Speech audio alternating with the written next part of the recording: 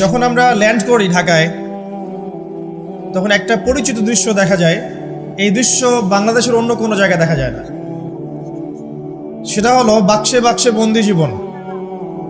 উঁচু উঁচু কিছু ইমারত দেখা যায়, ইট কাঠ পাথরের কিছু ইমারত, ছোট ছোট বাক্সের মতো, আকাশ থেকে বাক্সের মতো লাগে দেখতে। এই যে বাক্সে বাক্সে বন্দি জীবন, এই দৃশ্যটা ঢাকাতে আসলে দেখা যায়।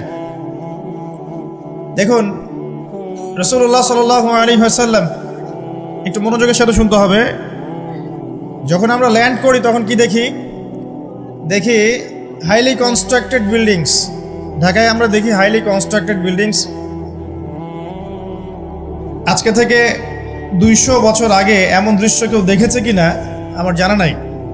তবে একটা হাদিস থেকে আমি আলোচনা শুরু করি, তাহলে বুঝতে পারবেন। নবী সাল্লাল্লাহু আলাইহি ওয়াসাল্লাম মসজিদে বসে আছেন, মসজিদের মধ্যে, নববীর মধ্যে, এবং হাদিসটা তার ইন্তেকালের অল্প কিছুদিন আগের হাদিস। এটা প্রারম্ভিক সময়ের হাদিস নয়, শেষের দিকের হাদিস। কোরআনের যেমন শানে নজুল আছে, হাদিসেরও কিন্তু শানে নজুল আছে। ঠিক আছে, কোরআনের যেমন শানে নজুল আছে, এক একটা আয়াত এক একটা প্রেক্ষাপটে এসেছে, নাজিল হয়েছে, ঠিক একইভাবে হাদিসেরও কিন্তু শানে নজুল আছে। নবী সাল্লাল্লাহু আলাইহি ওয়াসাল্লামের জীবনের শেষের দিকের হাদিস এটা। তিনি মসজিদে বসে আছেন, একজন ব্যক্তি মসজিদে প্রবেশ করলেন, শুভ্র সাদা কাপড় পরিহিত, ধবধবে সাদা, অতি উত্তম কাপড়, পরিচ্ছন্ন, প্রবেশ করলেন এবং রাসূল সাল্লাল্লাহু আলাইহি ওয়াসাল্লামের হাঁটুর সাথে হাঁটু লাগিয়ে বসলেন। ঠিক আমরা যেমন আত্তাহিয়াতু পড়ার সময় যেভাবে বসি নামাজে, এভাবে। আমার কথা কি বুঝতে পারছেন? আচ্ছা, এবার নবী সাল্লাল্লাহু আলাইহি ওয়াসাল্লামকে তিনি ব্যাক টু ব্যাক 4টা প্রশ্ন করছেন। এক নম্বর বলছেন, ইয়া মুহাম্মদ, হে মুহাম্মদ সাল্লাল্লাহু আলাইহি ওয়াসাল্লাম, আখবিরনি আনিল ইসলাম, আমাকে ইসলাম সম্পর্কে বলুন। নবীজি বললেন, ইসলাম হচ্ছে কালিমা, আল্লাহ এক সাক্ষ্য দেয়া, নবী মুহাম্মদ সাল্লাল্লাহু আলাইহি ওয়াসাল্লামকে সর্বশেষ রাসূল সাক্ষ্য দেয়া, সালাত কায়েম করা, যাকাত দেয়া, রমাদান মাসে সওম রাখা এবং সামর্থ্য হলে হজ করা, এই হলো ইসলাম। তিনি বললেন, সাদাকতা, আপনি সত্য বলেছেন। ওমর রাদিয়াল্লাহু আনহু বলছেন, ফাআজিবনা লাহু ইয়াসআলুহু ওয়া ইউসাদ্দিকুহু, আমরা তার প্রশ্ন শুনে অবাক হয়ে গেলাম। সে নিজেই প্রশ্ন করছে, নিজেই আবার সত্যায়ন করছে। যে প্রশ্ন করছে সে তো জানার জন্য প্রশ্ন করছে। ছাত্র যদি ওস্তাদের কাছে প্রশ্ন করে যে ওস্তাদ এটা কি, ওস্তাদ বলে এটা এই, তখন সেই ছাত্র যদি বলে যে আপনি সত্য বলেছেন, তার মানে এই ছাত্র আগে থেকে উত্তরটা জানতো, তাই নয় কি? তার মানে এই প্রশ্ন করে আগে থেকেই জানে যে উত্তরটা কি হবে। তো দ্বিতীয় প্রশ্ন করছেন তিনি, বলছেন, আখবিরনি আনিল ঈমান, ঈমান কি, আমাকে ঈমান সম্পর্কে বলুন। নবী সাল্লাল্লাহু আলাইহি ওয়াসাল্লাম বলছেন, ঈমান হচ্ছে 6টা বিষয় বিশ্বাস করা। তুমিনা বিল্লাহ, আল্লাহ বিশ্বাস করবে, ওয়া মালাইকাতিহি, তার ফেরেশতা মণ্ডলীর প্রতি, ওয়া কুতুবিহি, তার সমস্ত আসমানি কিতাবের প্রতি, ওয়া রুসুলিহি, তার সমস্ত রাসূলগণের প্রতি, ওয়াল ইয়াউমিল আখির, পরকালের প্রতি, ওয়াল কদরি খায়রি ওয়া শাররি, তাকদীরের ভালো মন্দের প্রতি। এই 6টা পিলারে বিশ্বাস করলে আপনি মুমিন হলেন। প্রশ্নকারী বলছে, সাদাকতা, আপনি সত্য বলেছেন। আবারও তৃতীয় প্রশ্ন করছেন, আখবিরনি আনিল ইহসান, হে মুহাম্মদ সাল্লাল্লাহু আলাইহি ওয়াসাল্লাম, আমাকে ইহসান সম্পর্কে বলুন। ইহসান কি জিনিস? নবী সাল্লাল্লাহু আলাইহি ওয়াসাল্লাম বলেছেন, ইহসান হচ্ছে আন তা'বুদাল্লাহা কাআন্নাকা তারাহ, তুমি এমনভাবে আল্লাহর ইবাদত করবে যেন তুমি আল্লাহকে দেখতে পাচ্ছ। ওয়া ইল্লাম তাকুন তারাহু ফাইন্নাহু ইয়ারাক, যদি তুমি আল্লাহকে দেখতে না পারো, জেনে রাখবে আল্লাহ ঠিকই তোমাকে দেখছেন। এই আল্লাহ কনসিয়াসনেসের নাম হচ্ছে ইহসান। কি নাম? ইহসান। ইসলামের ভিত্তি পেলাম 5টা, ইমানের কয়টা পেলাম? 6টা। আর ইহসানের ব্যাখ্যা কি পেলাম? আল্লাহ কনসিয়াসনেস, মানে আল্লাহকে হাজির নাজির জেনে ইবাদত করা। কেউ যদি আল্লাহকে হাজির নাজির জেনে ইবাদত করে, সে কিন্তু পাপ করতে পারবে না। তার নামাজে মনোযোগ কিন্তু ডানে বামে যাবে না ইনশাআল্লাহ। তো তিনি বললেন, সত্য বলেছেন আপনি। এবার চতুর্থ প্রশ্ন করছেন তিনি, যে আখবিরনি আনিস সাআ, আমাকে কিয়ামত সম্পর্কে বলুন, কিয়ামত কবে হবে? তখন নবী সাল্লাল্লাহু আলাইহি ওয়াসাল্লাম বলছেন, মাল মাসউলু আনহা বিআ'লামা মিনাস সাইল, এই বিষয়ে প্রশ্নকারীর চেয়ে উত্তরদাতার জ্ঞান বেশি নয়। এই বিষয়ে প্রশ্নকারীর চাইতে উত্তরদাতার জ্ঞান বেশি নয়, মানে কেউই জানে না কিয়ামত এক্স্যাক্টলি কবে হবে। তখন প্রশ্নকারী থেমে যাচ্ছেন না, প্রশ্নকারী আবার প্রশ্ন করছেন, 5 নম্বর প্রশ্ন, যে ফাখবিরনি আন আমারাতিহা, তাহলে আমাকে কিছু আলামত বলেন কিয়ামতে কিছু আলামত বলেন। নবী সাল্লাল্লাহু আলাইহি ওয়াসাল্লাম অনেক আলামত বলতে পারতেন কিন্তু, এবং তিনি বলেছেন, সারা জীবনে তিনি অসংখ্য আলামত বলেছেন। এবং আলামতগুলোকে দুই ভাগে ভাগ করা যায়, এগুলো বড় এবং কিছুগুলো হচ্ছে ছোট। যদিও বা সবগুলোই আলামত, তবে এটা হচ্ছে ফিকহের বিষয়, উসুলের বিষয়ের মধ্যে আমরা নিয়ে আসতে পারি যে বড় ছোট ভাগ করা যাচ্ছে, আলেম ওলামারা ভাগ করছেন। যাই হোক, 10টা বড় বড় আলামতের কথা বলা হয়েছে। এই 10টা না আসা পর্যন্ত কিয়ামত হবে না। মসিহুদ দাজ্জালের আগমন, নবী ঈসা ইবনে মারইয়ামের আগমন, ইয়াজুজ আর মাজুজ, দাব্বাতুল আরদ, জমিন থেকে প্রাণী বের হবে, ইয়েমেনের আগুন, 3টা বড় বড় ভূমিকম্প, পশ্চিম দিক থেকে সূর্যোদয়, এরকম 10টা আলামত বলা হয়েছে। এগুলো না হওয়া পর্যন্ত কিয়ামত হবে না। এগুলো এখনো হয়নি, এগুলোর কোনোটাই এখনো আসেনি। এগুলো বাদ দিয়ে যেগুলো আলামত সুগরা আমরা বলছি, ছোট ছোট, এগুলোর ম্যাক্সিমাম প্রায় 99% আমরা এখন দেখতে পারি। তবে দেখার জন্য চোখ লাগবে, আর চোখ বলতে শুধু বাইরের চোখকে বোঝাচ্ছি না, হৃদয়ের কলবের কি লাগবে? চোখ লাগবে। আমি আপনার কলবের চোখ দিয়ে আপনাকে শহরটাকে চেনাচ্ছি। আপনার এই হাদিসে নবী সাল্লাল্লাহু আলাইহি ওয়াসাল্লাম অনেকগুলো আলামত না বলে মাত্র 2টো আলামত বলেছেন। কয়টা? মাত্র 2টো। আমি বলছি জীবনের শেষের দিকের হাদিস, শেষ সময় তো আমরা বেশি নসিহত করতে যাবো, তাই না? মনে করেন আপনার পিতা মৃত্যুসজ্জায়, আল্লাহ না করুক, এখন তিনি আপনাকে ওসিয়ত করছেন যে বাবা এইটা করবা, এইটা করবা না, মায়ের যত্ন নিও, বোনদের যত্ন নিও, ইত্যাদি ইত্যাদি। তখন তার ওসিয়তগুলোকে আপনি কত গুরুত্বের সাথে গ্রহণ করবেন, এবং সেই সময় যত ইম্পর্টেন্ট কথা থাকবে সেগুলোই তো মানুষ বলবে, তাই নয় কি? সবচেয়ে ইম্পর্টেন্ট কথাগুলোই মানুষ বলবে। তো নবী সাল্লাল্লাহু আলাইহি ওয়াসাল্লাম এদিকে এসে মাত্র 2টো সাইনের কথা বলছেন। তার মধ্যে একটা হচ্ছে, ভালো করে শোনেন, তার মধ্যে একটা হচ্ছে আনতালিদাল আমাতু রাব্বাতুহা। যখন তুমি দেখবে, প্রশ্নকারীকে বলছে, যখন তুমি দেখবে যে দাসী তার মনিবকে জন্ম দিচ্ছে, দাসী তার মনিবকে জন্ম দিচ্ছে, মানে দাসী কিভাবে মনিবকে জন্ম দিতে পারে? দাসী কি মনিবকে জন্ম দিতে পারে? উত্তর, এখানে 3টা ব্যাখ্যা হতে পারে। কয়টা ব্যাখ্যা? 3টা। এছাড়াও আরো ব্যাখ্যা হতে পারে, হয়তো আল্লাহ পাক সেটা আমাদের জেহেনে হয়তো এখনো দেন নাই, হয়তো এমন কেউ আসবে পরবর্তী জেনারেশন, তারা হয়তো আরো ব্যাখ্যা করতে পারবে। তবে 3টা ব্যাখ্যা এখন পাওয়া যায়। 1 নাম্বার, দাসী তার মনিবকে জন্ম দিবে অর্থ হচ্ছে পিতা মাতার সাথে দাস দাসীর মতো আচরণ করা হবে, এবং এটাও কিন্তু কিয়ামতের আগের একটা বড় নিদর্শন যে পিতা মাতার সাথে দাস দাসীর মতো আচরণ করা হবে, এবং যেটা এখন হচ্ছে। আমরা দেখছি পিতা মাতার অধিকার তারা পাচ্ছে না, সন্তানদের হাতে নির্যাতনের শিকার হচ্ছে, বৃদ্ধাশ্রমে থাকতে হচ্ছে। সারা জীবন যে সন্তানকে বড় করলো, আজকে সেই সন্তান তার ওই যে কাফনের টাকা পর্যন্ত দিতে যাচ্ছে না, মারা গেছে লাশটা পর্যন্ত নিতে আসে না, এমন হচ্ছে না? এবং বস্তুবাদী শহরগুলোতে তো এটা বেশি। আর আমাদের শহরটা বস্তুবাদী না?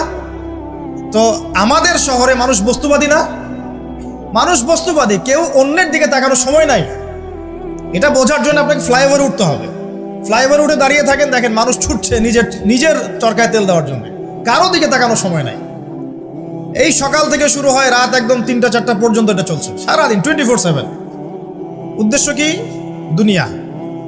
অল্প কিছু মানুষের বাইরে আছে যাদের উদ্দেশ্য আখেরাত, বেশিরভাগের উদ্দেশ্য কি? দুনিয়া। বাড়ি, গাড়ি, টাকা, জমি জমা, স্ট্যাটাস, দ্যাটস অল। মানে মানুষের এই কনসেপ্টটাকে বলা হয় মেটেরিয়ালিজম। কি বলে? মেটেরিয়ালিজম মানে বস্তুবাদিতা। কি বলে? কথা বলেন। বস্তুবাদিতা। এই বস্তুবাদী সভ্যতা কারা ছিল? ওই যে পশ্চিমারা, ইউরোপিয়ান সিভিলাইজেশন, এরা সবাইকে বস্তুবাদিতা শিখিয়েছে। মুমিনের চিন্তা থাকে পরকাল কেন্দ্রিক, যে কাজে পরকালের স্বার্থ আছে আমি সেই কাজ করব, যেই কাজে পরকালের স্বার্থ নয় আমি করব না, এটা মুমিনের চিন্তা।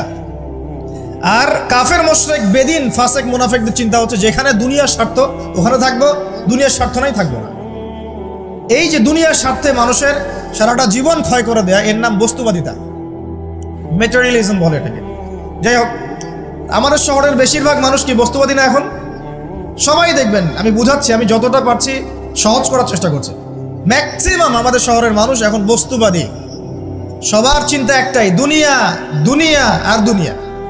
যেই দুনিয়া সম্পর্কে নবী সাল্লাল্লাহু আলাইহি ওয়াসাল্লাম বলেছেন, একটু শোনেন, যে মনে করেন এটা একটা মহাসাগর। নবী সাল্লাল্লাহু আলাইহি ওয়াসাল্লাম বলছেন এখানে একটা আঙ্গুল ঢুকিয়ে দাও, দিয়ে বের করো। এই আঙ্গুলে যতটুকু পানি আছে এটা দুনিয়া, আর এই পুরো মহাসাগরে যত পানি আছে এটা পরকাল। একদিন সাহাবীদেরকে নিয়ে নবী যাচ্ছেন সাল্লাল্লাহু আলাইহি ওয়াসাল্লাম, একটা মৃত গাধা বা বকরির বাচ্চা পড়ে আছে, মৃত গাধা বকরির বাচ্চা। সাহাবীদেরকে বলছেন, হে আমার সাহাবীরা, তোমরা কি এই বকরির বাচ্চাটাকে 1 দিরহামের বিনিময়ে কিনতে চাও? কিসের বিনিময়ে? 1 দিরহাম। দিরহাম কি জিনিস সেটা পরে বোঝাবো ইনশাআল্লাহ, ওইগুলো এখন বুঝবেন না। দিরহাম কি জিনিস ওটা পরে বুঝবেন। দিরহাম থাকলে আর রিজার্ভ কমতো না। দিরহাম থাকতো যদি কোনো কান্ট্রি রিজার্ভ আর কমতো না। রিজার্ভ কমে ডলারের ভিত্তিতে, আর ডলার হচ্ছে এখন সারা ওয়ার্ল্ডের ডমিনেটিং কারেন্সি, ওটাকে হার্ড কারেন্সি বলে। মানে আপনি তেল কিনতে চান, 1 কোটি টাকা ব্রিফকেসে নিয়ে আমাদের আবু ধাবিতে চলে যান, গিয়ে শেখদেরকে বলেন যে আমাকে 1 কোটি টাকার তেল দেন, 1 ফোঁটাও তেল দিবেন আপনাকে, দিবে না। যতক্ষণ আপনি ওই টাকাটাকে ডলারে কনভার্ট করবেন তারপর দিবেন, আপনাকে তখন সুন্দর মতো তেল দিবে। এই dollar petrol, dollar petrol, petrol ছাড়া ডলারের এক্সচেঞ্জ নাই। এটা হচ্ছে পেট্রো ডলার মনিটরিং সিস্টেম। এবং এটা নিয়ে কথা বললে আবার এক শ্রেণীর ঘুমটাওয়ালা শায়েখ আছে, বলবে খারেজি হয়ে গেছে। যাই হোক, এটা একটা জুলুম। কিরকম জুলুম? যে আপনি আপনার ইকোনমিক পুরো ব্যালেন্সটাকে ডলারের মানদণ্ডে যাচাই করতে হবে। আপনি যতই সমৃদ্ধশালী হন না কেন, আপনি ওই হার্ড কারেন্সিকে টেক্কা দিতে পারবেন না। আপনার কাছে গোল্ড আছে মনে করেন, সোনা, এখন সোনাটাকে আপনি যে ভাঙাবেন, ভাঙিয়ে যে মানে কান্ট্রির অন্যান্য ডেভেলপমেন্টের কাজে লাগাবেন, তার জন্য ডলারের সিঁড়ি পার হয়ে যেতে হবে আপনাকে। অথচ এই দিনার এবং দিরহাম রাসূল সাল্লাল্লাহু আলাইহি ওয়াসাল্লামের যুগের কারেন্সি ছিল, দিনার দিরহাম, যার ইন্ট্রিনসিক ভ্যালু বা অন্তর্নিহিত মান কখনো কমে যাবে না। দেখাচ্ছি, দাঁড়ান, আমি এমনি এমনি করে কথা বলি না। আসহাবুল কাহফ কত বছর ঘুমিয়েছিলেন বলেন? 309 বছর। 309 বছর। পকেটের মধ্যে কিছু কয়েন ছিল, সোনার আর রূপার কয়েন। এই এলাকা ছেড়ে চলে গেছে, গুহার মধ্যে ঘুমিয়েছে, রাত কাটাবে। আল্লাহ পাক ঘুম পাড়িয়ে রেখেছেন 309 বছর।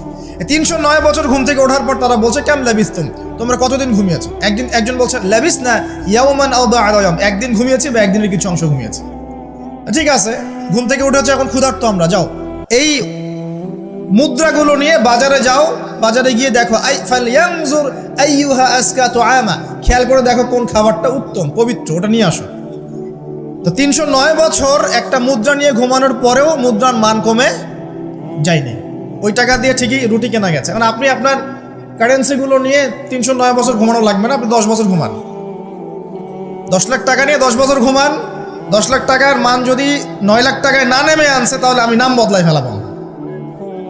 এখন 1 লাখ, দাঁড়ান ঠিক বলেন না, দাঁড়ান, বোঝেন আগে। এখন এই যে 1 লাখ টাকার মানটা হারালেন আপনি, 1 লাখ টাকার মানটা আপনি হারিয়ে ফেললেন। তো ওই 1 লাখ টাকা আর্ন করার জন্য আপনাকে শ্রম দিতে হয়নি?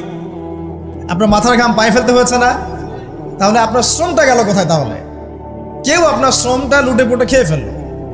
যেহেতু আপনার কারেন্সির মানটা ডলার বেসড, এই কারণে ওই মনিটরিং সিস্টেম যারা চালায় ওরা আপনার এভাবে করে শ্রমটাকে সিজ করে ফেলেন। আমি যদি আপনাকে আমার ফার্মে কাজ করিয়ে সারাদিন কাজ করানোর পরে আপনাকে কোনো পারিশ্রমিক না দেই, শ্রমের কোনো মূল্য না দেই, আপনি আমাকে জালেম বলবেন না? বলবেন কি না? ঠিক এই কারণে আমরা বলছি এই মনিটরিং সিস্টেমটাই জুলুম।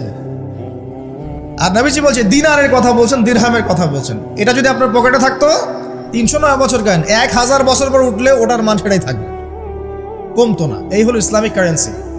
এটা নিয়ে কথা বললে আবার এক শ্রেণীর ঘুমটাওয়ালা শায়েখ আছে, কিছু সত্য কথা ওরা হজম করতে পারে না।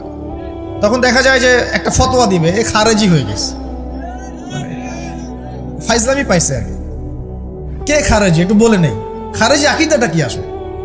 খারেজি আকীদা হচ্ছে কোনো ব্যক্তি অন্য কোনো মুসলমানকে যদি কবিরা গুনাহ করার কারণে কাফের মনে করে। কথা বোঝেন?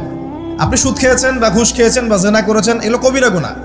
এখন আমি যদি বলি যে সুদ ঘুষ জেনা করার কারণে আপনি কাফের হয়ে গেছেন, আপনাকে হত্যা করা জায়েজ, তাহলে আমি খারেজি। বুঝতে পারছেন কথা? কিন্তু আমি কি কখনো এরকম করে কথা বলেছি? এই যে মনিটরিং সিস্টেম নিয়ে কথা বললাম, এর সাথে কবিরা গুনার কি সম্পর্ক আর খাওয়ারিজমের কি সম্পর্ক? আবার কোনো কোনো ক্ষেত্রে দেখা যায় যে পলিটিক্যাল সমালোচনা করলে খারাজি টাইটেল দিয়ে দিবে। ওই যে বললাম, আমাদের শেখদের কাছে যান মিডল ইস্টের, গিয়ে আপনি দেন, টাকা দেন, তেল দিবে না, ডলার না দিলে বলবো এই যে এন্টি মিডল ইস্ট কথা বলেছে, অতএব সে খারিজ হয়ে গেছে। আমি আপনাকে একটা এক্সাম্পল দিই, শোনেন, বোঝেন কথাগুলো, বোঝেন। ইয়াজিদের নাম শুনেছেন? ইয়াজিদ ভালো শাসক ছিল না খারাপ শাসক ছিল? তার আমলে হুসাইন রাদিয়াল্লাহু আনহু শাহাদাতের ঘটনা ঘটেছে, হাররার যুদ্ধ ঘটেছে, সে মদিনা আক্রমণ করেছে, মক্কাও আক্রমণ করেছিল, ম্যাসাকার করেছে। বহু সাহাবী তার এই শাসন মেনে নেয় নাই। তার মধ্যে একজন হচ্ছে আব্দুল্লাহ বিন জুবাইর রাদিয়াল্লাহু আনহু, জুবাইর ইবনে আওয়াম রাদিয়াল্লাহু আনহু ছেলে। তার অনুসারী অনেক সাহাবী ছিলেন। আর আমাকে বলেন, ইয়াজিদ যখন মক্কা মদিনা আক্রমণ করছিল, বা তার সেনাবাহিনীরা যখন ইমাম হুসাইনকে কারবালার প্রান্তরে শাহাদত দিচ্ছে বা আক্রমণ করছে তার সপরিবারে, এখন যে সাহাবীরা তার বিরুদ্ধে একটু অবস্থান নিয়েছে, সবগুলো সাহাবী কি কাফের হয়ে গেছে, তাগুত হয়ে গেছে আর খারাজি হয়ে গেছিল নাকি? তারা কি ইয়াজিদের অন্যায়ের প্রতিবাদ করার কারণে খারাজি হয়ে গেছিল নাকি? পলিটিক্যাল সমালোচনার সাথে খাওয়ারিজমের কোনো সম্পর্ক নেই। কিন্তু এরা এটাকে একটা সুকৌশলে মুসলিম উম্মার যুবকদের মধ্য থেকে সত্য কথা বলার মানসিকতাকে কেড়ে নিয়েছে, সত্যকে উপস্থাপন করার মানসিকতাকে দমিয়ে দেওয়ার জন্য একটা খারেজি ফতোয়া শুরু করে দিয়েছেন, যেখানে সেখানে যা ইচ্ছা বলবেন খারেজি ফতোয়া দিয়ে। সুবহানাল্লাহ। যাই হোক, ওদিকে যাচ্ছি না, আমি মূল জায়গায় আসি। দেখুন, আমরা রাসূলের হাদিস থেকে জানছি দুনিয়ার মূল্য এতটুকু। তুমি কি এই বকরির বাচ্চাটাকে 1 দিরহামের বিনিময়ে কিনবা? সাহাবীরা বলছেন 1 দিরহাম কেন ইয়া রাসূলুল্লাহ সাল্লাল্লাহু আলাইহি ওয়াসাল্লাম, বিনা মূল্যেও যদি আপনি আমাকে এটা দেন বা আমাকে এটা দেয়া হয়, আমি এটা কিনবো না। বিনা মূল্যেও যদি আমাকে এই মৃত বা এই পচা গলা এই গাধার বাচ্চা, বকরির বাচ্চাকে দেয়া হয়, আমি কিনবো না। নবী সাল্লাল্লাহু আলাইহি ওয়াসাল্লাম বলছেন এটাই হচ্ছে দুনিয়া। আল্লাহ পাকের কাছে দুনিয়ার মূল্য এই বকরির বাচ্চার চাইতেও কম। তো এখন আমরা যারা বস্তুবাদিতায় লিপ্ত আছি, দুনিয়ার এই যে ফিকির, সারাদিন দুনিয়ার ফিকির মানুষকে এমনভাবে পেয়ে বসে না, মানুষ দুনিয়ার আলাপ ছাড়া কোনো কথাই বলতে চায় না। দেখবেন একজন আলেমের কাছে বসবেন, সে আপনাকে কোরআনের কথা বলবে, হাদিসের কথা বলবে। একজন দুনিয়াদার মানুষের পাশে বসবেন, 1 ঘন্টা বসে থাকলেও একটা কোরআনের কথা বলবে না, আর হাদিসের কথা মুখ থেকে বের হবে না। আর তার মাথাটা ফাংশন হয়ে গেছে দুনিয়া দিয়ে। ঠিক আছে, সে যদি ড্রাইভার হয়, সারাদিন গাড়ির পেঁচাল পারবে, গাড়ি এইটা, গাড়ি ওইটা, এমন গাড়ি ওইটা এমন। সে যদি ইকোনমিক সেক্টরের মানুষ হয়, বলবে এই যে ব্যবসা এমন, এই ব্যবসা এমন, ওই ব্যবসা এমন। সুদী মহাজন হয়, বলবে এই এখানে সুদ দিলে এত হবে, এখানে দিলে এত হবে। আর পলিটিক্স যদি করে, তাহলে সারাদিন পলিটিক্যাল আলাপ করবে। দুনিয়ার সেক্টরে যারা পটু আর কি, দুনিয়ার ফাংশনটা মাথায় এমনভাবে ইনস্টল করা থাকে যে এটা ছাড়া অন্য কোনো কথা তার মুখ থেকে বের হবে না। নবী সাল্লাল্লাহু আলাইহি ওয়াসাল্লাম দুনিয়াকে এত তুচ্ছ করেছেন। এখন আমি আপনাকে বোঝাচ্ছিলাম যে দাসী তার মনিবকে জন্ম দিবে, এর অর্থ একটা এই যে পিতামাতার সাথে এখন দাসীর মতো আচরণ করা হবে। সেটা কি হচ্ছে না বলেন? এটা যারা পিতামাতা হয়েছেন, বার্ধক্যে চলে গেছেন, তারা খুব ভালো করে জানেন। যেই সন্তানের জন্য সারাটা জীবন তারা মাথার ঘাম পায়ে ফেললেন, এই সন্তান তার খোঁজ খবর পর্যন্ত নেয় না। ব্রিটেন, অক্সফোর্ড, হার্ভার্ড থেকে পড়ে আসছে, ঢাকা বিশ্ববিদ্যালয় থেকে বড় বড় ডিগ্রি নিয়ে আসছে, তার বাবা এখন থাকে বৃদ্ধাশ্রমে। জাহাঙ্গীরনগর ইউনিভার্সিটির একজন প্রফেসর, তিনি বৃদ্ধাশ্রমে আছেন। একটা ভিডিও দেখলাম তার, তিনি বলছেন যে আমি আমার পরিবারের জন্য কি না করেছি, আজকে আমি এত বড় প্রফেসর হওয়ার পরে আমার শেষ জীবনটা এখানে কাটছে। মাঝে মাঝে এগুলো দেখলে মনে হয়, মনটা চায় যে আমরাও কিছু বৃদ্ধাশ্রম করি। যাদেরকে আল্লাহ পাক তৌফিক দিয়েছেন আপনারা করবেন। যদিও ইসলামে বৃদ্ধাশ্রমের কোনো জায়গা নাই, মায়ের পায়ের নিচেই সন্তানের বেহেশত, কিন্তু এখন পরিবেশ এত খারাপ যে কিছু কিছু বৃদ্ধাশ্রমের দরকার হয়ে পড়েছে। জাতীয় একটা দৈনিক পত্রিকা দেখলাম, তারা বলছে যে এখন বৃদ্ধাশ্রম সময়ের দাবি হয়ে গেছে। বৃদ্ধাশ্রম এখন সময়ের দাবি হয়ে গেছে। আপনাদের সামর্থ্য থাকলে আপনারা করবেন। শেষ জীবনটা যেন আমাদের এই বার্ধক্যে উপনীত হওয়া মায়েরা এবং বাবারা, তারা যেন আল্লাহর ইবাদত করে কাটাতে পারে এমন একটা পরিবেশ তৈরি করে দিবেন। টেনশন ফ্রি ভাবে তারা যেন 3 বেলা খায়, জিকির আজগার করে, তাসবিহ তাহলিল করে, কোরআন তেলাওয়াত করে, শেষ জীবনটা যেন ঈমান ইসলামের উপর থেকে মৃত্যুবরণ করতে পারে, এরকম একটা ব্যবস্থা করে দেন। ইনশাআল্লাহ বহুত নেকি হবে ইনশাআল্লাহ। আল্লাহ পাক আপনাকে বরকত দিবেন ইনশাআল্লাহ। এটা একটা ব্যাখ্যা হতে পারে। সেকেন্ড ব্যাখ্যা হতে পারে এই, দাসী তার মনিবকে জন্ম দিবে অর্থ হচ্ছে এই যে সমাজের ন্যায় অন্যায়, হক বাতিলের মানদণ্ড উল্টে যাবে।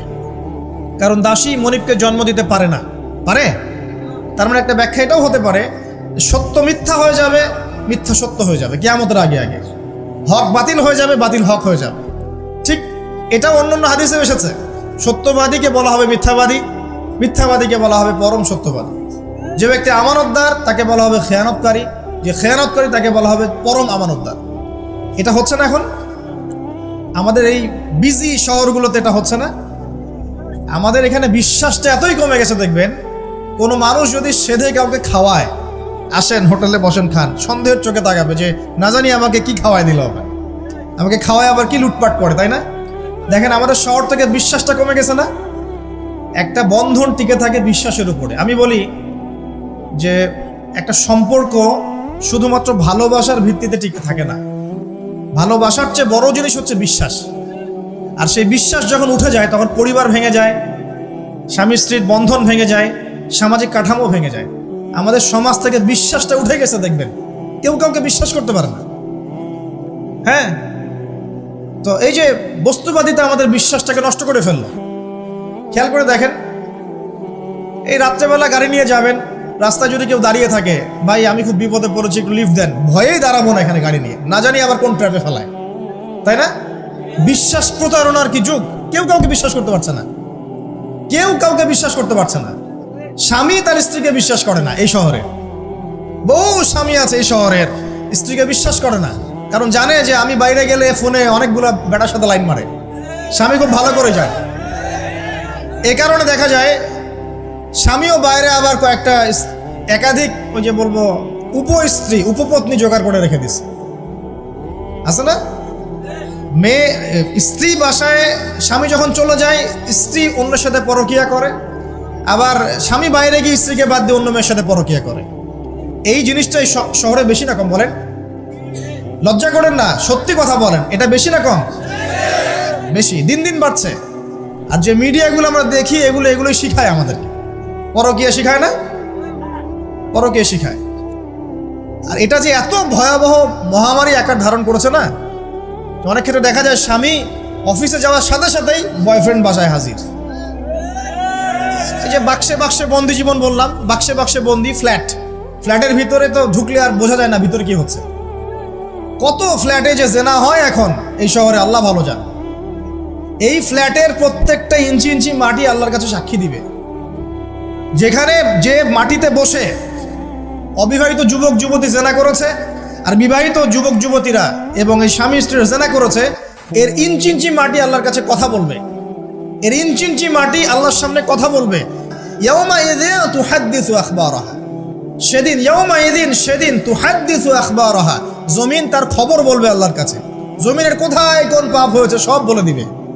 এই জমিনে এখানে দাঁড়িয়ে জেনা করেছে, ওইখানে দাঁড়িয়ে মদ খেয়েছে, ওইখানে কাউকে খুন করেছে, জমিন বলে দিবে। একটা কথা এখানে মাঝখানে বলে দেই, যারা অবিবাহিত যুবক যুবতী আছো, এই লেকচার তোমরা যারা শুনছো, তোমাদের মধ্যে কেউ যদি জেনা করে থাকো, অবিবাহিতর কথা বলছি, তোমাদের কাঁধের মধ্যে এখন 100 বেত্রাঘাতের শাস্তি ঝুলে আছে। সূরা নূরের 1 থেকে 3 নম্বর আয়াত পড়ে দেখবে, অবিবাহিত যুবক যুবতী যদি জেনা করে তাদের শাস্তি হচ্ছে 100 বেত্রাঘাত, তাও জনসমক্ষে, এবং এক বছরের জন্য নির্বাসন। এই বিধানগুলো যদি পৃথিবীর কোনো দেশেও না থাকে, আসমানে আছে। মরার সাথে সাথেই এই বিধান কার্যকর হবে ইনশাআল্লাহ। বাঁচার বুদ্ধি কি? একটাই উপায় আছে। এই লেকচার কানে চলে গেছে, অনতিবিলম্বে ওযু করবে, ওযু করে খালেসভাবে রাতের শেষ রাতে জায়নামাজ বিছাবে, জায়নামাজ বিছিয়ে আল্লাহর সামনে দাঁড়িয়ে 2 রাকাত নামাজ পড়বে, পড়ে নিজের পাপের কথা স্মরণ করে চোখ দিয়ে দরদর করে পানি ফেলে দিবে, আল্লাহকে সেজদায় গিয়ে বলবে, আল্লাহ আমি জেনা করেছি, আমাকে মাফ করে দাও, আমার এই পাপের কথা কেউ জানে না, তুমি জানো, মাফ করে দাও। এই মাফ নেওয়ার পরে আবার ওই যার সাথে করেছেন ওর সাথে আবার লিঙ্ক আপ করার চেষ্টা করেন না। আসো আমরা জেনা করেছিলাম, আসো বিয়ে করে নেই, এটা সলিউশন না। জেনা করেছেন, আগে তওবা করে ফিরে আসতে হবে, তারপরে পুরো জীবন ইসলামিক লাইফ লিড করতে হবে। আল্লাহ যদি দেখেন যে হ্যাঁ আপনি ঠিকঠাক তওবা করে আল্লাহর পথে চলছেন, আল্লাহ তখন আপনাকে নেককার স্ত্রী দিবে ইনশাআল্লাহ। এই একমাত্র রাস্তা যুবকদের জন্য এবং যুবতীদের জন্যও। যুবকরা না হলে পার পেয়ে যেতে পারে, কারণ একটা কথা সমাজে প্রচলিত আছে না, যে ছেলে মানুষের ইজ্জত তো সহজে যায় না, গোপন হয়ে গেছে, কেউ জানে না, আল্লাহ মাফ করে দিয়েছেন, সে হয়তো পার পেয়ে গেল। কিন্তু এই যে মেয়ে, তুমি যে 8-10টা ছেলের সাথে জেনা করেছো, তোমার ইজ্জতের কি হবে? তোমার যে সতীত্ব তুমি নষ্ট করেছো, তুমি তো বিয়ের পর কোনো ঘরে গেলে সে হাজব্যান্ডও বুঝতে পারবে তুমি আর সতী সাধী নও, তখন তোমার কি হবে? আল্লাহর কাছে ক্ষমা চান, ইস্তেগফার করেন। জেনার ফলশ্রুতিতে সমাজে মহামারী নেমে আসে। জেনা, পরকীয়া, অশ্লীলতার কারণে সমাজে এমন সব রোগ ব্যাধির উদ্ভব হয় যেগুলো কখনো ছিল না। এই শহরটা জেনার শহর, আমাদের এই ঢাকা শহর জেনার শহর। আপনাকে এটা বোঝার জন্য আমার লেকচার না শুনে আপনি পেপার পত্রিকা ঘাটেন, অনলাইন সার্চ করেন, দেখবেন এই শহরে আনাচে কানাচে জেনা হয় এবং ওপেন জেনা হয়। মানুষ জেনাকে হালাল মনে করে। এই শহরের যুবক যুবতী যারা একে অপরের সাথে বয়ফ্রেন্ড গার্লফ্রেন্ড কালচারে লিপ্ত আছে, এটাকে তারা হালাল মনে করে, কেউ হারামও মনে করে না।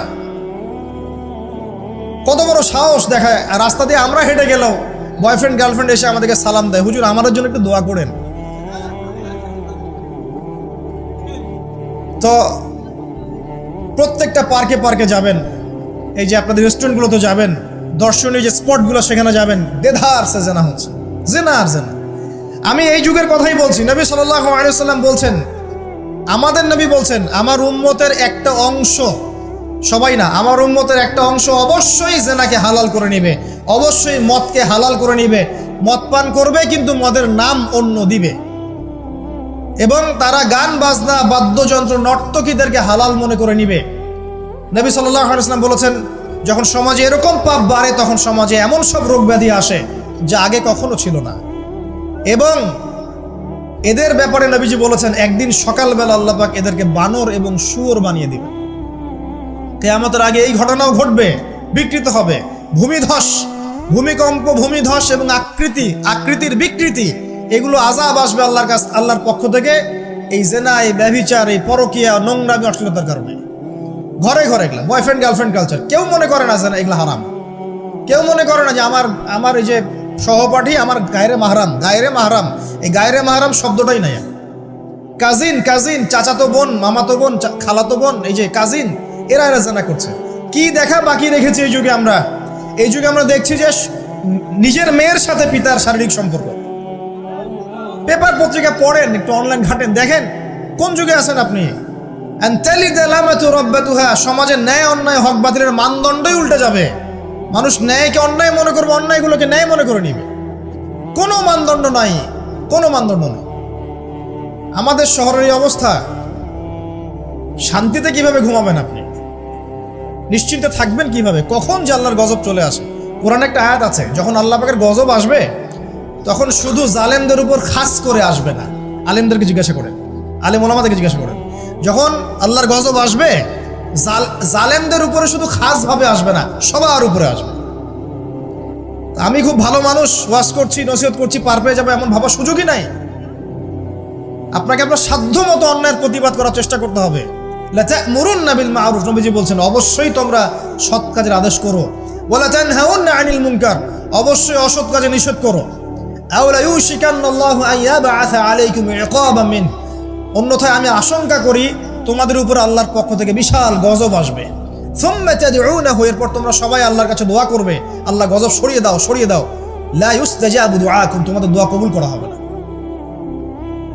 নবী সাল্লাল্লাহু আলাইহি ওয়াসাল্লাম বলেছেন, মান রাআ মিনকুম মুনকারান, তোমাদের মধ্যে যে কেউ হুএভার হি ইজ, যে কেউ যদি কোনো মুনকার, নোংরা গর্হিত কোনো কাজ দেখে, তাহলে যেন ফাল ইউগাইয়ির বিয়াদিহি, তার সামর্থ্য থাকলে হাত দিয়ে যেন ঠেকায়। সামর্থ্য থাকলে হাত দিয়ে যেন ঠেকায়। যাদেরকে আল্লাহ পাক হাত দিয়ে ঠেকানোর ক্ষমতা দিয়েছেন তাদেরকে আল্লাহ জিজ্ঞাসাবাদ করবেন, কেন ঠেকালে না তুমি? জেনার লাইসেন্স দিলে কেন? মদের লাইসেন্স দিচ্ছে কেন? ঠেকালে না কেন তুমি? অন্যায় কাজকে ঠেকালে না কেন?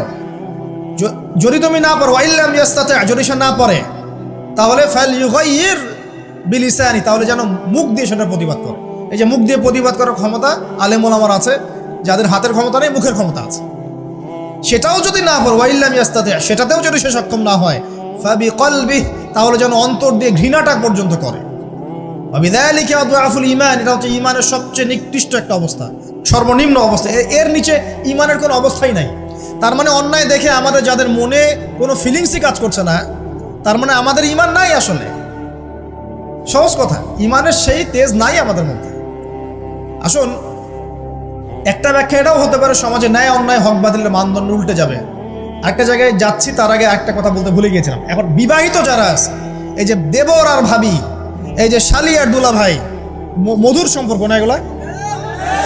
দাঁড়াও, এটা মধুর সম্পর্ক। দেখা যায় সুবহানাল্লাহ, এই যে আমার এখানে ফোন আছে না, আমাদের অফিসিয়াল পেজ আছে, অফিসিয়াল পেজে যত প্রশ্ন আসে দেখি ম্যাক্সিমাম জেনা কেন্দ্রিক, ব্যভিচার কেন্দ্রিক, পরকীয়া কেন্দ্রিক। একজন প্রশ্ন করেছে যে দুলা ভাইয়ের চরিত্র এত খারাপ ছিল, আর ওই মেয়ের বয়স তখন কম ছিল, 13 বছর বয়স। 13 বছর বয়সের মেয়ের দিকে সে চোখ দিয়েছে। যাকে বিয়ে করেছে তার সাথে তো সম্পর্ক আছেই, যাকে বিয়ে করেছে ওর সাথে তো সম্পর্ক আছেই। তারপরে আপনার শালির সাথে সম্পর্ক। এখন শালির সাথে তার 2 বছর ধরে সম্পর্ক করার পর সেগুলোর ভিডিও ধারণ করেছে, ধারণ করে তাকে ব্ল্যাকমেইল করছে যে যদি আমার সাথে খারাপ কাজে সে রাজি না হয় তাহলে এই ভিডিওগুলো ভাইরাল করে ফেলবে। এই যে অনলাইনের যুগ, এখন তো মানুষ নিশ্চিন্তে মানুষ যে একটা প্রাইভেট লাইফ লিড করবে সেটাও করতে পারে না। প্রাইভেট লাইফের সব কিছু রেকর্ডেড হয়ে যায়, হয় না? এটা একটা ফিতনা, মহা ফিতনা। এখন সে রেকর্ড করেছে, এইভাবে ব্ল্যাকমেইল করে এই শালীর সতীত্ব নষ্ট করলো। 1 বছর 2 বছর না, 3 বছর ধরে। এখন এই মেয়ে প্রশ্ন করছে পেজের মধ্যে যে এখন তার মানসিক অবস্থা এতই খারাপ, সে জিজ্ঞাসা করছে আমি যদি আত্মহত্যা করি তাহলে আমার পাপ হবে কিনা। এই মেয়েটা যদি আপনার বোন হতো কি করতেন আপনি? আল্লাহ না করুক এই মেয়ে যদি কারো মেয়ে হতো তাহলে কি করতেন আপনি? আপনার কাছের কেউ হলে আপনি কি করতেন? এখানে ওই শাস্তিটা না বলে সামনে যেতে পারছি না। শোনেন, যারা বিবাহিত ব্যক্তি হওয়ার পরেও পরকীয়া করেছেন, বিবাহ করার পরেও পরকীয়ার পাপে লিপ্ত ছিলেন বা এখনো আছেন, জেনে হোক না জেনে হোক করেছেন, অথবা এটা জেনে করেছেন যেটা একটা খারাপ কাজ তারপরেও করেছেন, রাসূলুল্লাহ সাল্লাল্লাহু আলাইহি ওয়াসাল্লামের হাদিস এবং আল্লাহ পাকের কালাম অনুযায়ী তাদের শাস্তি হচ্ছে কোমর পর্যন্ত মাটিতে পুঁতে ফেলে পাথর নিক্ষেপ করে রজম করে হত্যা করা। ইসলামিক যদি কোনো রাষ্ট্র থাকতো বা এটা যদি হতো, বা এটা যদি ইমামুল মাহদির যুগ হতো বা ওমর রাদিয়াল্লাহু আনহুর যুগ হতো, তাহলে এই শাস্তির বাইরে আপনি চলতে পারতেন না যদি এটা প্রমাণ হতো। এই শাস্তি যদি দুনিয়াতে কার্যকর নাও হয়, আপনি যদি তওবা না করে মারা যান তাহলে কিয়ামতের মাঠে এই শাস্তি আপনি ভোগ করবেন। খুব মজা লাগছে পরকীয়া করতে। সকালে একটার সাথে, দুপুরে একটার সাথে, আজকে একজনের সাথে রাত কাটান, কালকে আরেকজনের সাথে রাত কাটান, খুব মজা পাচ্ছেন। রাত্রেবেলা মদ খান আর হোটেলে রাত কাটান, সকালবেলা আবার অফিসে যান। আমাদের শহরের এগুলা কালচার কোত্থেকে আসলো? এই শহরকে পবিত্র করবে কে এবং এই শহরের আসল রূপগুলো স্পষ্ট করবে কারা? খুব মজা পাচ্ছেন এগুলোতে। সুবহানাল্লাহ। একটা বিষয় বুঝাই, ইসলামে কেসাস আছে, কেসাস। মনে করেন আমাকে কেউ হত্যা করেছে, আপনি তাকে হত্যা করতে পারবেন। মনে করেন আপনি কাউকে হত্যা করেছেন, ঠিক আমাদের লজের মধ্যে কেউ যদি কাউকে হত্যা করে তাকে ফাঁসি দেওয়া হয় না, এরকমই কেউ যদি কাউকে হত্যা করে ইসলামের বিধান কেসাস করা, মানে হাতের বদলে হাত, চোখের বদলে চোখ, কানের বদলে কান, নাকের বদলে নাক, জানের বদলে জান, যদি প্রমাণ হয়। কিন্তু এখানেও হত্যাকারীর বাঁচার সুযোগ আছে। কিরকম? মনে করেন আপনি আমার পরিবারের কাউকে হত্যা করেছেন, আল্লাহ না করুক। এখন আপনি এসে আমাকে ক্ষমা চাচ্ছেন যে আমার ভুল হয়ে গেছে, আমি রক্তপণ দিব, আমাকে মাফ করে দেন।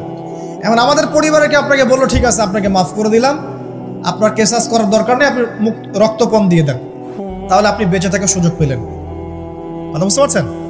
একটা হচ্ছে মুরতাদ। মনে করেন কেউ ইসলামের কিছু বিষয়কে অস্বীকার করেছে, তাকে জেলখানায় বন্দি করে রাখা হবে, সুযোগ দেওয়া হবে যে আপনি কি এগুলো জেনে শুনে বলেছেন নাকি এর উপর অটল থাকবেন না ফিরে আসবেন।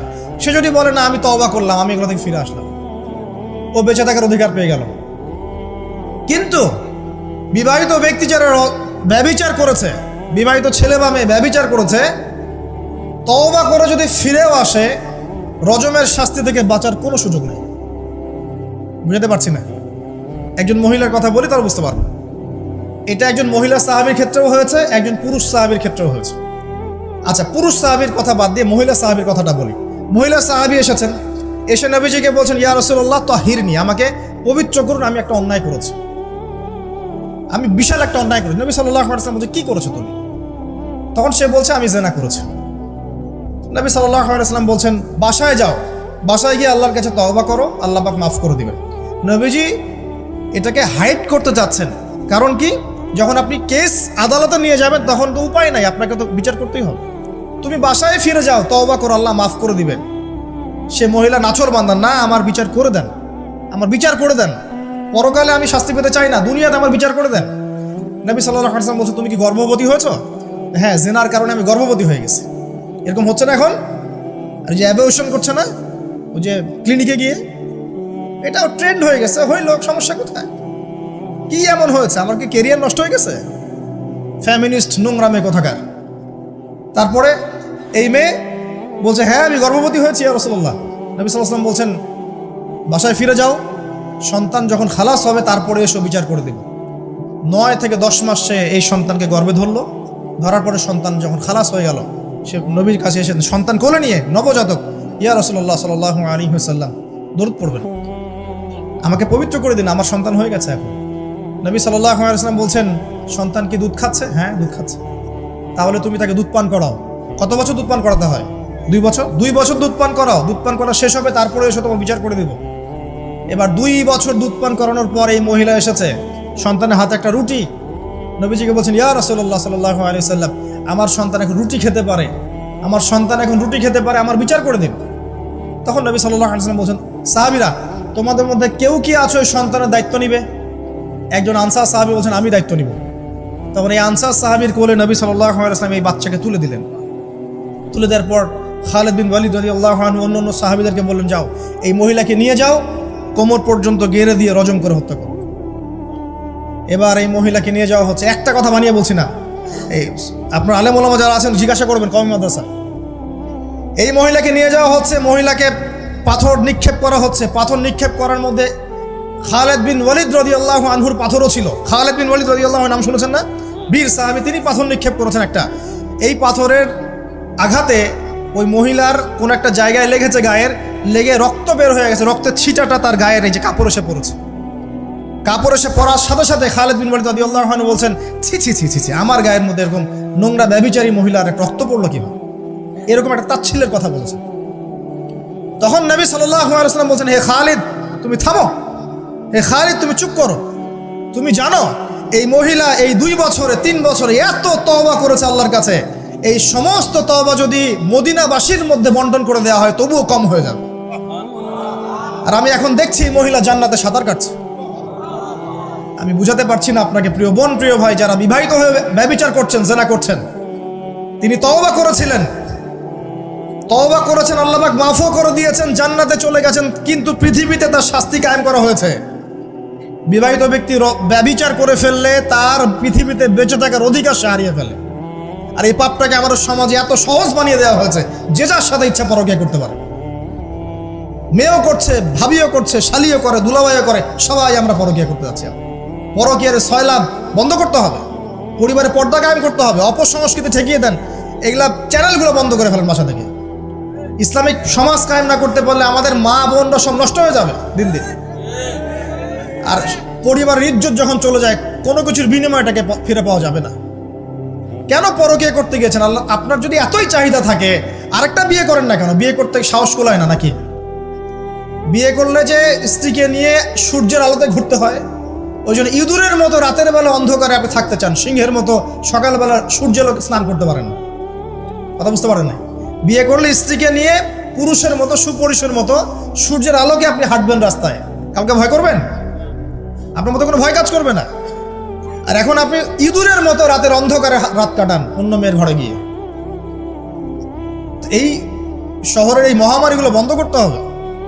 আমি এই শহরের একজন শুভাকাঙ্ক্ষী বাসিন্দা, আমি এখানকার, আমি আমার চোখ দিয়ে যা দেখছি এটা দেখার পর চুপ থাকতে পারি না।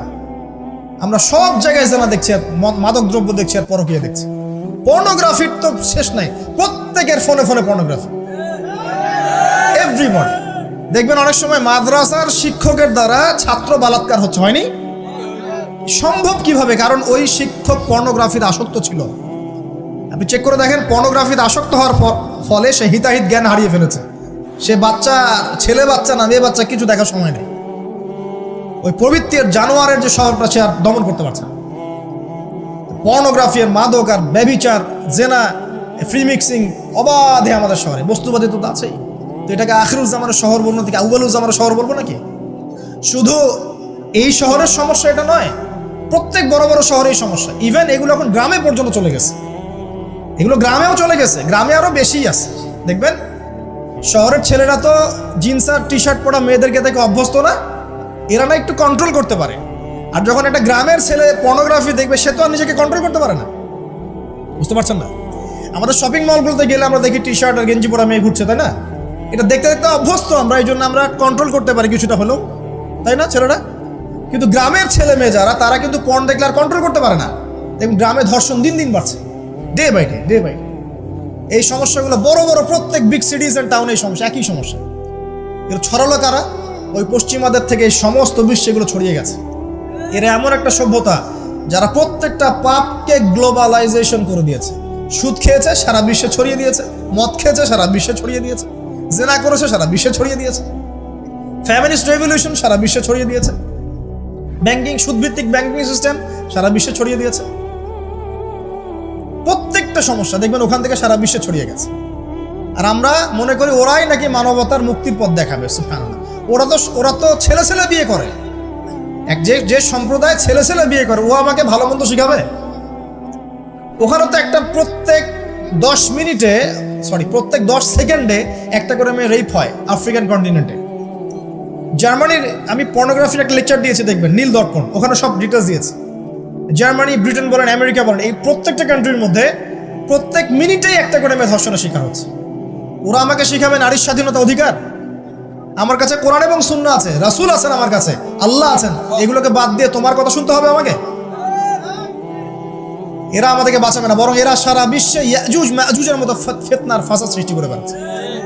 আসুন, একটা ব্যাখ্যানে অনেক কথা হয়ে গেল। আল্লাহর ওয়াস্তে যুবক যুবতী যারা আছো, লেকচার যদি কানে যাবে, আজকেই জেনা থেকে তওবা করতে হবে। জেনার ধার কাছে যাওয়া যাবে না।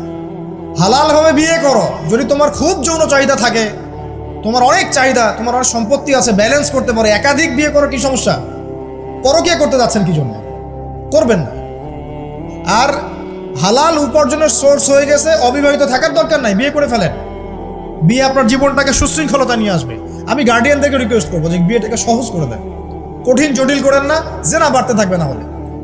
যে সন্তান, যে ছেলেটাকে মেয়েটাকে ছোট মনে করছেন না, ছোট নাই, সে অলরেডি 4-5 ঘাটের পানি খেয়ে আসছে, দেখবেন। আপনারা পরিসংখ্যান দেখেন, বাংলাদেশের ইয়াং ইউথ জেনারেশন যারা আছে, এদের মধ্যে ম্যাক্সিমামই বিবাহ বহির্ভূত সম্পর্ক স্বাদ পেয়ে গেছে অলরেডি। স্কুল কলেজ পাশ করেনি, এখন পর্যন্ত যৌন সম্পর্ক করে বসে আছে। আর ছোট ছোট মেয়েগুলোকে ছোট মনে হয়, বদের হাড্ডি সবগুলো। সব জায়গায় দেখবেন এরা বেশি বদের হাড্ডি। কেন বলছি জানেন? এরা ছেলেদেরকে সিডিউস করে। ভালো মেয়ে কোথায় খুঁজে পাবেন এখন? খুব রেয়ার, খুবই ডিফিকাল্ট। অতএব বিয়েটাকে সহজ করেন, জেনাটাকে বন্ধ করেন, পরকীয়ার রাস্তা বন্ধ করেন। এগুলো শাস্তি দুনিয়াতে না পেলে পরকালে পেতে হবে। কিন্তু রাসূলুল্লাহ সাল্লাল্লাহু আলাইহি ওয়াসাল্লাম মেরাজের রাতে গিয়ে দেখে এসেছেন যে একটা চুলা দেখেছেন, চুলা তন্দুর চুলার মতো, নিচের দিকটা ফাঁপা, উপর দিকটা সরু, আগুন জ্বলছে দাউ দাউ করে, এক শ্রেণীর মানুষকে পোড়ানো হচ্ছে। আগুন যখন ফ্লো বাড়ছে, মানুষ উপরে আসছে, ফ্লো কমছে, নিচে নামছে, এভাবে আর কি। রাসূলুল্লাহ সাল্লাল্লাহু আলাইহি ওয়াসাল্লাম জিজ্ঞাসা করলেন, ইয়া জিবরিল, এরা কারা? জিবরাইল আলাইহিস সালাম বলছে, এরা আপনার উম্মতের সেই সব ব্যক্তি যারা জেনার পাপে লিপ্ত ছিল, এবং তাদের এই আযাব থেকে এত দুর্গন্ধ বের হচ্ছে কল্পনা করতে পারবেন না। আরেক শ্রেণীর লোককে দেখেছেন, সামনে এই যে ভালো গোশত, পাশে খারাপ পচা গোশত, বসে বসে পচা গোশত খাচ্ছে, ভালো গোশত খাচ্ছে না, শাস্তি হচ্ছে কবরে, বারজাখের জগতে। নবী জিজ্ঞাসা করছেন, এরা কারা? জিবরাইল আলাইহিস সালাম বলছে, এরা হচ্ছে আপনার উম্মতের সেই সব ব্যক্তি যাদের ঘরে পবিত্র স্বামী ছিল, পবিত্র স্ত্রী ছিল, তাদের সাথে সন্তুষ্ট না থেকে তারা পরকীয়া করেছে। আল্লাহ পাক আমাদের শহরটাকে হেফাজত করবেন। এখানে একটাই সলিউশন, ইসলামিক অনুশাসন, আদারওয়াইজ অন্য কোনো সলিউশন নাই। কতক্ষণ ভালো থাকবেন আপনি? চতুর্দিক থেকে আপনাকে জেনায় উদ্যুক্ত করা হচ্ছে। আপনি অনলাইনে ঢোকেন, এই যে ফোনটা নেন, ফেসবুকে ঢোকেন, ইউটিউবে ঢোকেন, খালি জেনা আর জেনা। মানে জেনাটাকে এমনভাবে দেখানো হয় যে কি যে মজার একটা বিষয়, কি যে মজা একটা। অথচ জানেন, জেনার মধ্যে যার্রা পরিমাণ কোনো সুখ নাই। আপনি হালালভাবে বিয়ে করেন, আপনি যে সুখটা পাবেন, আপনি শত শত জেনা করলে সেই সুখ পাবেন না। এটাকে দেখানো হয়, এই যে পর্নোগ্রাফি যা দেখায়, সবই ভুয়া আর বানোয়াট। এটা টোটালি বানোয়াট জিনিস। শুটিং আছে না, শুটিং, ওই যে নায়ক নায়িকা নাচানাচি করে, শুট করে না, ঠিক সেম ভাবে এটাকে শুট করা হয়। এগুলো শুটিং জাস্ট, আর কিছু না। তো কেন ছড়িয়ে দেওয়া হলো? কারণ মুসলিমদের ঈমান, তাদের তাকওয়া, তাদের কলবের যে নূর, এটাকে নষ্ট করার জন্য। কারণ মুসলিম যুবকরা যদি ইসলামের আলোয় উদ্ভাসিত হয়, তাদেরকে ঠেকানো তো এত সহজ নয়। তাদের দ্বারা ইনশাআল্লাহ দেশ, জাতি এবং উম্মার খেদমত হবে। এই কারণে তারা সুকৌশল এটা করেছে। আসেন, অনেক লম্বা না করে আমি ফিনিশিংয়ের দিকে টানছি এখন এদিক থেকে। দ্বিতীয় ব্যাখ্যা এটা হতে পারে যে সমাজে ন্যায় অন্যায়, হক বাতিলের মানদণ্ডই কি হবে, উল্টে যাবে। উল্টে গেছে কিনা? মানুষ এখন মিথ্যাবাদীকে সত্যবাদী মনে করে কিনা? এবং ওয়ার্ল্ডে যত বড় বড় মিথ্যা নিউজগুলো হয় সবাই এগুলোকে সত্য মনে করে না, এবং সত্য নিউজগুলোকে মানুষ মিথ্যা মনে করে। আমানতদার একটা ব্যক্তি বলে যে চরম খেয়ানতকারী ব্যক্তি বলে আমানতদার। যার চরিত্র দেখবেন সবচেয়ে খারাপ, ওকে বলছে একেবারে কি চরিত্র, মহান চরিত্র অধিকারী। আর সবচেয়ে উন্নত চরিত্র অধিকারী নবী সাল্লাল্লাহু আলাইহি ওয়াসাল্লামকে মানুষ গালি দেয়, তাই না? দেখেন, মানদণ্ড উল্টে গেছে। আরেকটা ব্যাখ্যা বলছি এই হাদিসের শব্দটার, আনতালি দালামাতু রাব্বাতুহা। হ্যাঁ, সত্যি সত্যি দাসী মনিবকে জন্ম দিতে পারে, এটা বোঝার জন্য এই যুগটাই সবচেয়ে উৎকৃষ্ট। কিভাবে জন্ম দিতে পারে দেখুন, একটু মনোযোগ দেন। ফ্যামিনিস্ট রেভলিউশনের কারণে বহু মেয়ে বাইরের সভ্যতা, যারা এইসব কান্ট্রিতে না, বাইরের কান্ট্রিগুলোতে বাচ্চা কাচ্চা নেওয়ার সময় পায় না। ফ্যামিনিস্ট রেভলিউশনের কারণে বহু মেয়ে বাচ্চা কাচ্চা নেওয়ার সময় পায় না। বাচ্চা নিবে কিভাবে? এখন সন্তান তো দরকার। তখন কি করে? মধ্যবিত্ত, নিম্ন মধ্যবিত্ত কান্ট্রিগুলো থেকে কিছু মেয়েকে হায়ার করা হয়। তাদের যে গর্ভটা, এটাকে হায়ার করা হয় যে তোমার গর্ভে আমার স্পার্ম ইনজেক্ট করা হবে এবং 9 মাস সেখানে সন্তানটা হবে। তারপর সন্তান জন্ম দিয়ে তুমি তোমার অনারিয়াম নিয়ে চলে যাবে। মনে করেন, বুঝাচ্ছি, মনে করেন আমেরিকার একটা কাপল, ওদের তো মেয়েদের বাচ্চা কাচ্চা নেওয়ার সময় নাই। প্রোগ্রেস, এগিয়ে যাওয়া, ইজ্জতও থাকে না। 10-15 বছরের মধ্যেই সারা জীবন এভাবেই তারা চলে। 10টা 20টা জেনা হয়, এগুলো কোনো বিষয় না। ডিভোর্স তো সকালে বিয়ে হলে বিকেলে ডিভোর্স হয়। বাচ্চা কাচ্চা নেওয়ার ফুরসত নাই। এখন আমেরিকান এক মেয়ে ধরেন, এক ছেলে ধরেন একটা শ্রীলঙ্কার কোনো মেয়ের গর্ভ ভাড়া করেছে। এখন গর্ভের সন্তান হলো। সন্তান জন্ম দেওয়ার পরে এই সন্তানটা নিয়ে তাকে তার অনারিয়াম দেওয়া হচ্ছে $10,000-20,000 ডলার নিয়ে সে বাচ্চাটা দিয়ে দিল। এই যে বাচ্চাটা যে হলো, এই বাচ্চাটা হচ্ছে মনিবের, আর এই মেয়েটা হচ্ছে এখানে দাসী। এই যে দাসী তার মনিবকে জন্ম দিল কি দিল না? বুঝতে পারছেন না কথা? মনে হয় এই ব্যাখ্যাটা আজকে থেকে 30-40 বছর আগেও করা যেত না। এখন 30-40 বছরের মধ্যেই ব্যাখ্যাটা করা যায়। ইসলাম এভাবেই চিরপ্রাচীন, চির নতুন, চির আধুনিক। কথা বুঝতে পারছেন? অতএব এটা একটা আলামত নবীজি বলেছেন যে দাসী তার মনিবকে জন্ম দিবে। আরেকটা আলামত বলেছেন, এটা ব্যাখ্যা করে আমি শেষ করছি। দেখুন কোন হাদিসের কথা বলছি। ওই যে ব্যক্তি আসলো সাদা কাপড় পরে, 4টা প্রশ্ন করলো, তার মধ্যে শেষ প্রশ্ন হচ্ছে কিয়ামত কবে হবে? নবীজি বলছেন আমি তো জানি না, কারণ এক্স্যাক্টলি কোন ডেটা হবে আমরা কেউ জানি না। প্রশ্ন করে উত্তরদাতার জ্ঞান সমান। আলামত বলে দেন। প্রথম আলামত বললেন এটা। সেকেন্ড আলামত কি বলছেন? খুব ভালো করে শুনুন। দ্বিতীয় আলামত বলছেন ওয়ান তারাল, যখন তুমি দেখবে ওয়ান তারাল হুফাতাল উরাতাল আলাতা রিয়াশাই ইয়াতাতাওয়ালুনা ফিল বুনিয়ান, এরকম 5টা শব্দ। যখন তুমি দেখবে সমাজের সবচেয়ে নিম্ন শ্রেণীর, বিনা কাপড়ের, বিনা জুতার, মানে কাপড় কেনার টাকা নাই, জুতা পরার টাকা নাই, নগ্ন পদের, নগ্ন দেখের, রিয়াশাই মানে হচ্ছে রাখাল শ্রেণীর মানুষ। এই শ্রেণীর মানুষরা যখন ইয়াতাতাওয়ালুনা ফিল বুনিয়ান, উঁচু উঁচু অট্টালিকা নির্মাণের প্রতিযোগিতা করবে, তখন তুমি কিয়ামতের অপেক্ষা করতে থাকো। জীবনের শেষের দিকের হাদিসে মাত্র 2টো আলামত, তার মধ্যে ওই একটা ব্যাখ্যা করলাম, আর এই যে একটা। আর আপনি বলেন বিগত 200 বছর আগের বিশ্বের দিকে তাকিয়ে দেখবেন, বড় বড় শহরগুলোতে উঁচু উঁচু বিল্ডিং নির্মাণের প্রতিযোগিতা ছিল কি না? ছিল কি না? এই ব্রিটিশ পিরিয়ডেও কি ছিল কি না? পাকিস্তান পিরিয়ডেও ছিল কি না? লাস্ট 50-100 বছর আপনি দেখবেন যে উঁচু উঁচু বিল্ডিং নির্মাণের একটা প্রতিযোগিতা চলছে, কে কার চেয়ে উঁচু করতে পারে। ঠিক এই যুগের কথাই নবীজি বলেছেন, এই যুগ যখন চোখের সামনে দেখতে পারবে, ফান্তাজির সাআ, কিয়ামতের অপেক্ষা করো। যখন আমরা উপর থেকে ল্যান্ড করি শহরে, আমরা দেখি যে ইয়াতাতাওয়ালুনা ফিল বুনিয়ান, এই উঁচু উঁচু অট্টালিকা নির্মাণের প্রতিযোগিতা চলছে বাক্সে বাক্সে বন্দি জীবনে। তো কিভাবে সম্ভব? প্রশ্ন এখন একটা আপনার কাছে আমার, কিভাবে সম্ভব? সমাজের সবচেয়ে নিম্ন শ্রেণীর মানুষ, রাখাল শ্রেণীর মানুষ, গায়ে কাপড় নাই, স্যান্ডেল নাই, কিভাবে পড়বে সে? উত্তর দেন, কিভাবে সম্ভব? উত্তর 2টো। এক, সুদের মধ্য দিয়ে সম্ভব। সুদের মধ্য দিয়ে সম্ভব সবচেয়ে দরিদ্র মানুষের বিল্ডিং নির্মাণের প্রতিযোগিতা সম্ভব। সেকেন্ডটা হচ্ছে অন্যের সম্পদ আত্মসাৎ এবং করাপশন এর মধ্য দিয়ে সম্ভব এটা করা। এবং এই জিনিসগুলোও শেষ জামানার আলামত। শেষ জামানার সুদ র্যাপিডলি বাড়তে থাকবে। একটা ব্যক্তি খুঁজে পাওয়া যাবে না মনে হয় যার গায়ে সুদের ছিটাফোঁটা গিয়ে লাগবে না। এই যে আমি বসে আছি, মনে করছেন আমি সুদ খাই না, বা আপনি খাচ্ছেন না। আপনি না খেলেও, প্রত্যক্ষভাবে না খেলেও পরোক্ষভাবে ঠিকই খাচ্ছেন। না খেলেও আপনার গায়ে সুদের ছিটাফোঁটা গিয়ে লাগছেই। এমন কোনো কান্ট্রি পৃথিবীতে নাই যেটা টোটালি সুদমুক্ত হতে পারবে এখন। IMF এর আন্ডারে আর ওয়ার্ল্ড ব্যাংকের আন্ডারে কোনো কান্ট্রি পারবে না। আপনি যাই নিতে যান, চড়া সুদের লোন দিতে হবে, আর এই লোন আমাদের পকেট থেকে শোধ করতে হবে। অতএব প্রত্যক্ষভাবে না খেলেও পরোক্ষভাবে আপনি খাচ্ছেন। হয় খাচ্ছেন, না হয় দিচ্ছেন, না হলে সাক্ষী থাকছেন, না হলে লিখে রাখছেন, কিছু একটা করছেন। এটা সেই জামানা। আর কি? করাপশন, অন্যের সম্পদ আত্মসাতের এই যে একটা প্রতিযোগিতা চলছে আমাদের অন্যায়ভাবে, এর মধ্য দিয়ে সম্ভব এই নিচু শ্রেণীর মানুষের অট্টালিকা নির্মাণের প্রতিযোগিতা। প্রিয় ভাইয়েরা, রাত অনেক গভীর হয়েছে, আর দীর্ঘ লম্বা করছি না, একটু কনক্লুশনের দিকে আসি, একটু মনোযোগ দেন। দেখুন, আলামাতুস সাআ নিয়ে পড়াশোনা করুন, পাশাপাশি কোরআন হাদিস পড়বেন অবশ্যই, এর পাশাপাশি ইকোনমিক্স পড়েন, ওয়ার্ল্ড অ্যাফেয়ার্স বোঝেন, হিস্ট্রি পড়েন। এগুলোকে কম্বাইন্ড করে আপনি দেখবেন যে আপনার বাহ্যিক চোখ, অভ্যন্তরীণ চোখ খুলে যাবে ইনশাআল্লাহ। আপনি বুঝতে পারবেন যে এখনকার সময় আর 100 বছর আগের সময় সেম না।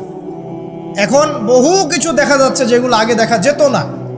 আর আমরা আমাদের শহরটাকে যদি বাঁচাতে চাই, তাহলে আমাদের এই জেনার মহামারী থেকে বের হতে হবে, মাদকের মহামারী থেকে বের হতে হবে, সুদের মহামারী থেকে বের হতে হবে, অবিশ্বাস প্রতারণার এই যুগ থেকে বের হতে হবে, ব্যভিচারের যুগ থেকে বের হতে হবে। আমাদের পারিবারিক মূল্যবোধগুলো ঠিক করতে হবে, সবাইকে কোরআন সুন্নাহর জ্ঞানে জ্ঞানী হওয়ার চেষ্টা করতে হবে। বস্তুবাদিতা, দুনিয়ার মোহ থেকে আগে বের হতে হবে, দুনিয়ার মোহ থেকে বের হতে হবে। দুনিয়ার মোহটা থেকে বের হলেই সব ঠিক হয়ে যাবে ইনশাআল্লাহ। কবর, পরকাল, আখেরাত এগুলো চিন্তা ফিকির সবসময় থাকলেই বের হতে পারবেন ইনশাআল্লাহ। শিয়ানা ধার্মিক হওয়ার দরকার নাই। ধর্ম খুব ভালো বুঝি, দুনিয়াটা আগে বুঝি, ধর্ম পরে বুঝি, প্রয়োজন নাই। এটা শিয়ানা ধার্মিক। আগে দুনিয়ার স্বার্থ ঠিক বুঝবে, তারপর পরকাল। নো, আগে পরকাল বুঝবো, তারপর দুনিয়া। যে কাজে পরকালীন স্বার্থ নাই, আমি নাই। যে কাজে পরকালীন স্বার্থ আছে, আমরা আছি ইনশাআল্লাহ। প্রত্যেক মুসলিম যুবক যুবতী, তরুণ তরুণী এবং আমাদের শ্রদ্ধেয় বড়রা যারা আছেন, সকলের প্রতি একটা আমার প্রাণ ভরা একটা নসিহত, যে আমাদের সবাইকে আগে জ্ঞান অর্জন করতে হবে, চর্চা বাড়াতে হবে, পাশাপাশি আধ্যাত্মিকত্ব অর্জন করতে হবে। ইহসান দরকার, ইমানের আলো দরকার, ইসলামের পরিপূর্ণতা দরকার, আংশিক না, পরিপূর্ণ ইসলাম দরকার। উদখুলু ফিস সিলমি কাফা, পরিপূর্ণরূপ। নৈতিকতার অবক্ষয় হয়েছে, এটাকে ঠিক করতে হবে। আমাদের যুবক সমাজকে মাদকের মহামারী থেকে বের করতে হবে, ওদের জন্য রিজিকের সোর্সগুলো বাড়াতে হবে। উদ্যোক্তা হয়ে যান, পড়াশোনা করে উদ্যোক্তা হয়ে যান, ব্যবসা করেন, ব্যবসায় অগ্রগামী হন, প্রয়োজনে কৃষিভিত্তিক অর্থনীতিতে যান, উদ্যোক্তা হয়ে যান। হয়ে গেছে, বিয়ে করে ফেলেন, পারিবারিক আদর্শ ঠিক করেন। পরিবারের চাল ডাল নাই, পরিবারে পর্দা যেন থাকে। পরিবারে চাল ডাল নাই, পরিবারে পর্দা থাকতে হবে। পরিবারে খাবারের সংকট আছে, থাক, পরিবারে নামাজ থাকতে হবে, তালিম থাকবে, কোরআন থাকবে, সন্তানদেরকে ইসলামিকভাবে প্রতিপালন করতে হবে। শেষ জামানার আলামতগুলো যখন দেখা যাচ্ছে, এখন আর আয়েশ করে বসে থাকার কোনো সুযোগ নাই। সর্বপ্রথম নসিহত, পড়াশোনা করুন, বস্তুবাদিতা থেকে বেরিয়ে আসুন, ম্যাটেরিয়ালিজম থেকে বেরিয়ে আসুন, পরকালের বান্দা হয়ে যান। পরকাল ঠিক আছে, তারপর দুনিয়া ঠিক করেন। অল্পতে সন্তুষ্ট থাকার চেষ্টা করেন। এত বেশি প্রয়োজন নাই আমাদের। দুনিয়ার জীবনে এসেছি একটা পানির মতো, হাতের মধ্যে লেগে থাকা পানি, আর পরকালটা পুরো মহাসমুদ্র। মৃত গাধার মতো দাম নাই আল্লাহর কাছে দুনিয়ার। অতএব এত বেশি ফোকাস করার দরকার নেই।